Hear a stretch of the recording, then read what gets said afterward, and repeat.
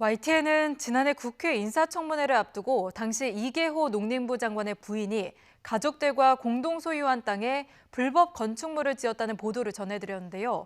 당시 이 장관은 최대한 빨리 철거하거나 아내의 지분을 포기하겠다고 약속했지만 YTN 취재 결과 해당 건물은 여전히 그대로인 것으로 확인됐습니다. 잠시 인사청문회를 모면하기 위해 말을 둘러댄 것 아니냐는 비판이 나옵니다. 이만수 기자의 단독 보도입니다. 이계호 농림축산식품부 장관의 아내가 자신의 남매들과 지분을 나눠 가진 땅에 지어진 1층짜리 건물입니다. 입지는 좋죠. 상가도 좋죠.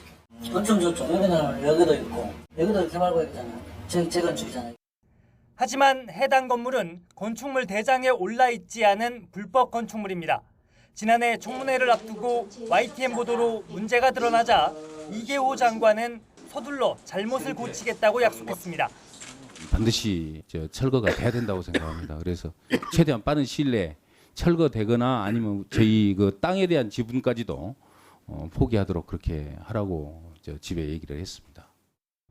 그럼 지금은 어떨까? 반년이 넘게 지났지만 해당 건물은 그 자리 그대로이고 땅의 주인도 변함이 없습니다. 철거도 않고 아내의 지분도 넘기지 않았는데 세입자만 발을 구르고 있습니다. 이미 장관이 됐고 아무 문제 없으니까 계속 월세를 내고 장사해라.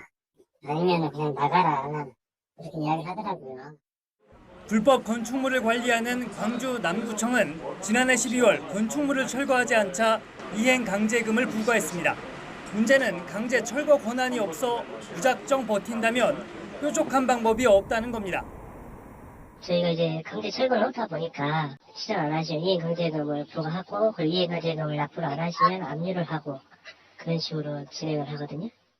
이계호 장관 측은 권리관계가 복잡해 시간이 걸렸다면서 2, 3일 내에 아내의 지분을 포기하겠다고 해명했지만 늑장 조치라는 지적입니다. 장관 후보자들이 국회 인사청문회를 너무나 가볍게 여기고 있습니다. 청문회 당일 하루만 때우면 된다는 식의 얄팍한 생각을 이제는 버려야 합니다. 이번 주부터 일개부처 장관 후보자들에 대한 본격적인 청문회가 시작되는 가운데 청문회만 일단 넘기고 보면 된다는 나쁜 선례를 남기는 것은 아닌지 비판의 목소리가 높습니다. YTN 이만수입니다.